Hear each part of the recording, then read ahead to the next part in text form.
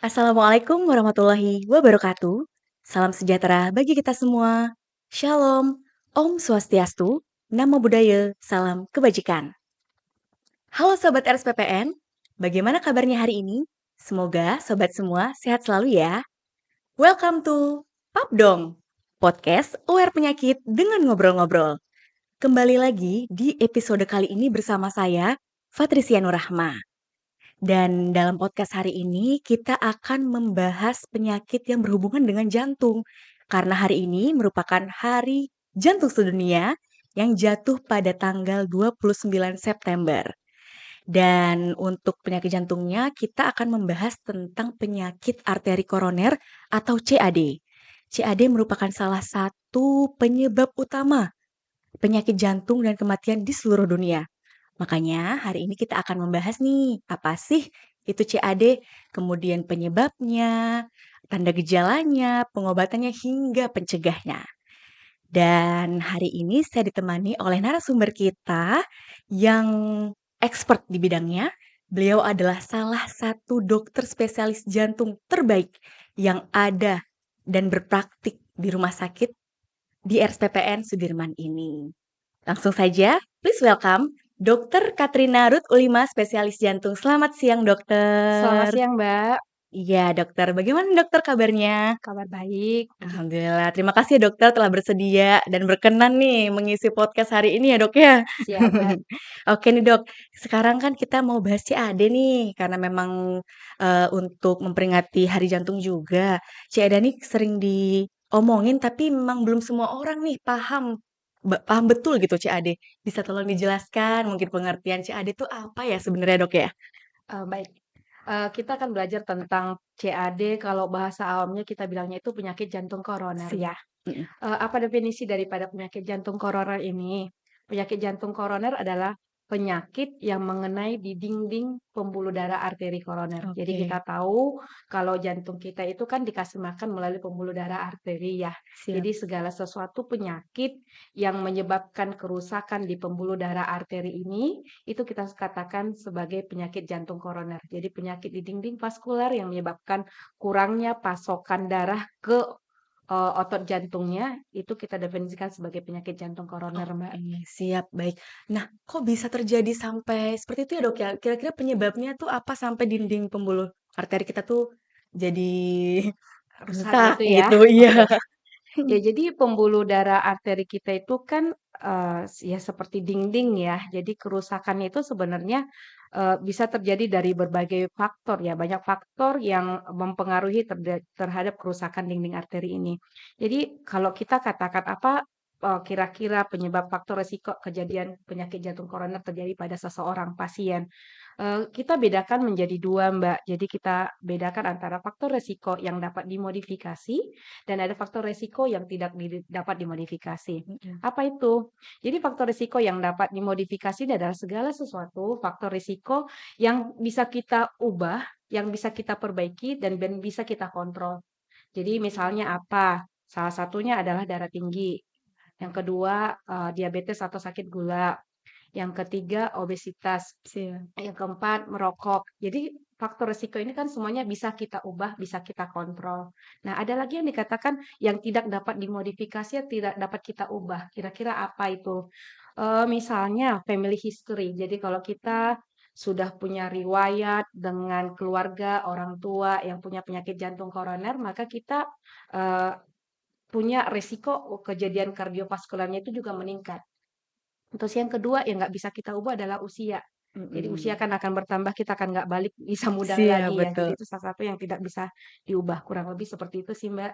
Oke, jadi kita, penyebabnya itu ada 2 yang dapat dimodifikasi dan tidak dapat diubah. Iya, Nah, benar tadi tuh sekali. ada yang dapat dimodifikasi itu kalau kolesterol gimana tuh, Dok? Iya, kolesterol juga salah satu yang dapat kita modifikasi, merupakan salah Mhm. satu faktor, kolesterol, diabetes, hipertensi, merokok, kebiasaan, obesitas itu semua masih dapat kita ubah atau kita dapat modifikasi, Mbak. Oke, siap. Tadi juga ada yang tidak dapat dimodifikasi, salah satunya itu adalah family history. Siap. Nah, kita tuh bisa nggak sih, Dok, mendeteksi dari kapan nih, misalnya dari bayi atau dari kapan nih kok, kemungkinan kemungkinan, anaknya juga mengalami itu? Apakah ada deteksi dininya atau bagaimana tuh, Dok? Oke, jadi kalau berbicara tentang family history ya, Mhm, pertama, definisi yang berbeda sebenarnya ada beberapa definisi kapan kita katakan, kita punya family history. Jadi ada beberapa sumber yang mengatakan kalau orang tua atau saudara terdekat orang tua kita menderita penyakit jantung koroner di bawah 55 tahun, oke.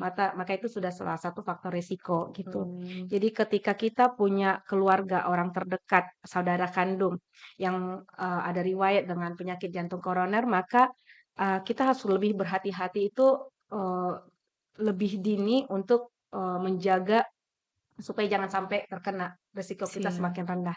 Jadi bagaimana caranya, di usia berapa kita akan memulai? Umumnya sih, kalau dari bicara tentang usia, faktor resiko untuk pasien-pasien seseorang itu untuk terkena penyakit jantung koroner, itu kan umumnya di atas 40 tahun ya, yang Mhm. kita anggap ya. Jadi di atas 40 tahun sudah ada baiknya kalau kita punya faktor resiko keluarga dengan atau orang terdekat yang, mempunyai resiko penyakit jantung koroner sebelumnya, kita sudah harus lebih rajin untuk mendeteksi medical check up untuk, masalah koroner ini. Tapi, apakah usia muda juga artinya bebas dari Iya. penyakit jantung koroner ini? Tidak juga ya. Jadi Mmm, di usia sekarang, di zaman sekarang itu dengan, pola hidup yang sudah berubah ya, tingkat stres yang juga berubah, siap. jadi penyakit jantung koroner ini juga bukan di atas 40 tahun lagi, di usia 20, 30 tahun juga bisa terjadi penyakit jantung Bisa koroner gitu, Mbak. siap, jadi nggak harus nunggu 40 tahun ke atas Iya. dulu baru terkena penyakit jantung koroner ya, Dok, ya. Iya. Nah, untuk tanda gejala ini supaya kita tahu, wah ini nih ciri-cirinya nih kalau orang terkena penyakit jantung koroner bagaimana, Dok?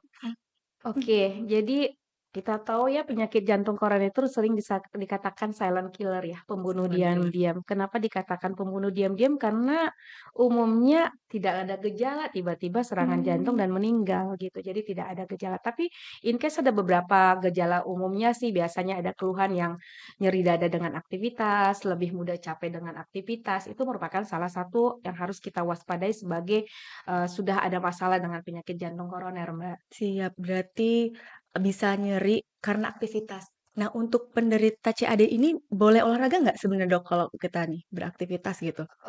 Kita lihat dulu. Jadi kalau untuk aktivitas olahraga apa yang kita anjurkan, itu kembali kita lihat dari stratifikasi risk pasien dulu ya. Kalau pasiennya sudah terdeteksi CAD, sudah konfirmasi dengan hasil pemeriksaan lebih lanjut, sudah terbukti memang ada masalah di koronernya, maka, biasanya akan kita lihat dari, stratifikasi risikonya itu dia bisa melakukan tindakan aktivitas apa. Jadi ada Mmm, match tertentu yang harus dia capai, aktivitas apa yang akan dia bisa lakukan. Tapi umumnya sih yang paling kita anjurkan pada mereka yang sudah penyakit jantung koroner, yang sudah dipasang cincin ataupun tidak, yang sudah bypass, operasi bypass ataupun tidak, itu yang masih standar bisa dilakukan olahraga itu seperti jalan, bersepeda itu masih bisa oh dilakukan sih, jalan, Mbak. Iya. bersepeda jadi nggak aktivitas fisik yang berat gitu, Iya. enggak ya? Oke siap deh dokter. Nah tadi ada dokter menyebutkan bypass, stenting, itu prosedur medisnya ya, Dok, ya? Iya, itu Selain prosedur itu ada medis. apa lagi, Dok? Misalnya ketika orang penderita CAD, pengobatannya tuh apa aja ya?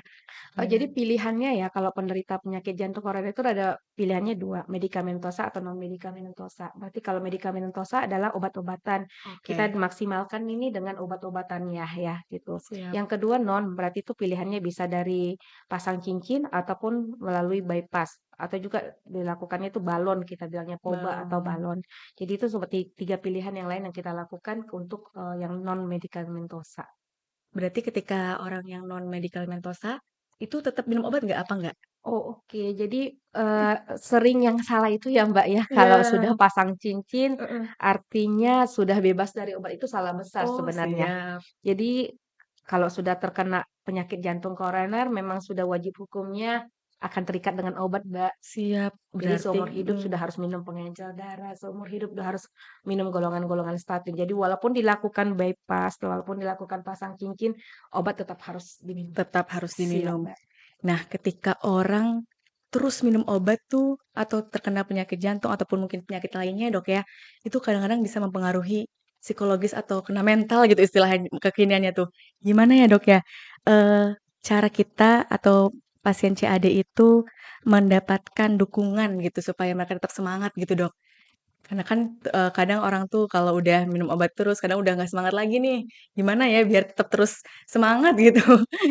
Oke, Mbak, yang Iya. paling sebenarnya ya, pada pasien-pasien penyakit jantung koroner itu secara psikologis itu mereka sebenarnya yang paling takutkan kapan tiba-tiba kejadian serangan Serang jantung lagi. jantung. Itu yang paling menakutkan buat mereka. Jadi untuk yang seperti itu biasanya edukasi pasien ya. Jadi, Mmm, kita nggak bisa hindari, kapan pun itu bisa terjadi. siap. Kita nggak tahu kapan, sewaktu apa, itu kapan pun bisa terjadi. Jadi yang pertama itu adalah edukasi pasien dengan baik. Mhm. Edukasi yang pertama adalah ciri-ciri serangan jantungnya, nyeri dada seperti apa. Jadi kita definisikan gitu kalau dari jantung itu nyeri dadanya biasanya agak, spesifik adalah nyeri dada retrosternal seperti deg-degan, terasa panas di dada Mmm, kiri, nyeri terutama dipengaruhi dengan aktivitas. Jadi kalau itu muncul, kita sudah edukasi pasien dia harus minum obat yang di bawah lidah. Terus juga pasiennya kita siapkan obat di bawah lidah yang kita tekankan kemanapun beliau pergi, pasiennya pergi, itu harus dibawa. Jadi sewaktu-waktu ada keluhan, pasiennya bisa langsung meminum. Terus juga kita tekankan, pasien juga bawa pengencer darahnya. Jadi ketika sewaktu-waktu ada keluhan, ya obat di bawah lidah, obat pengencer darah juga harus diminum sama pasien. Itu setidaknya kalau kita mengedukasi pasien dengan baik, dia lebih percaya diri nih. Kalaupun mmm, misalnya ada kejadian, dia nggak langsung panik duluan ya, nggak langsung mencari pertolongan terdekat, tapi minimal untuk dirinya sendiri dia sudah bisa, mengetahui pertolongan apa yang harus dilakukan. Terus yang kedua juga kita harus edukasi baik ketika muncul keluhan itu ya jangan makin makin panik, panik, makin stres, malah itu akan meningkatkan, kebutuhan oksigen jantungnya ya. Jadi siap. kita usahakan pasiennya harus tenang, tarik napas yang, teratur gitu ya, lebih menenangkan diri, menenangkan Iya. pikiran sambil, mungkin mempersiapkan obat-obat yang dibutuhkan saat terjadi serangan gitu, Mbak. Siap, kita beri pengertian terhadap kepada pasiennya, bagaimana nih kalau ketika nanti nyeri mendadak, apa aja yang harus dibawa kan seperti obat-obatan di bawah lidah. Nah, ini untuk pasiennya. Nah, untuk keluarganya, Dok, gimana tuh? Oke, jadi Iya, keluarganya tentunya kita edukasinya itu saat, pasien datang kontrol ke kita, ya keluarga juga tetap harus kita edukasi. Jadi yang pertama itu keluarga harus tahu di mana juga bapak atau pasiennya menyimpan obat yang di bawah lidah. Jadi sewaktu-waktu pasien, kelihatan sudah ada serangan dan pasien susah untuk mengungkapkan untuk mengambil obat dan segala macam, keluarga atau orang terdekat sudah bisa menyiapkan dan tahu apa yang harus dilakukan gitu. Terus yang kedua juga sudah keluarga harus kita edukasi sewaktu-waktu ada keluhan ya harus menghubungi, eee, emergensi atau ambulans terdekat untuk bisa dibawa ke rumah rumah sakit sakit. fasilitas terdekat begitu, Mbak. Baik, ternyata seperti itu ya. Nah, untuk sobat SPPN, makanya nanti kita harus aware, nggak cuma terhadap diri kita sendiri, tapi juga orang di sekitar kita, terutama dengan penyakit jantung koroner ini yang bisa dadakan, gitu. Kita harus selalu memberikan semangat juga kepada pasiennya dan kita juga harus tahu nih, harus melakukan apa, seperti itu. Ya, terima kasih Dokter Katrina atas sharing-sharing ilmunya ya, sangat bermanfaat sekali kepada kita semua ini ya. Oke, sobat SPPN, jangan lupa nih untuk tetap selalu menjaga kesehatan dan juga, terima kasih juga untuk sobat RSPPN yang sudah menonton podcast Pap Dong. Semoga podcast ini memberikan manfaat bagi kita semua. Dan apabila sobat RSPPN ataupun keluarga dan orang di sekitar mengalami ciri-ciri yang sudah kita bicarakan tadi, dapat langsung datang ke RSPPN menemui Dokter Katrina. Dan kita akan selalu melayani dengan sepenuh hati. Jangan lupa juga untuk follow Instagram kami di @rsppnsudirman.id, like dan subscribe di YouTube channel kami RSPPN Sudirman. Wassalamualaikum warahmatullahi wabarakatuh. Salam sejahtera bagi kita semua. Shalom. Om Santi Santi Santi Om. Namo Buddhaya, salam kebajikan. Sehatku, sehatmu, sehat kita semua.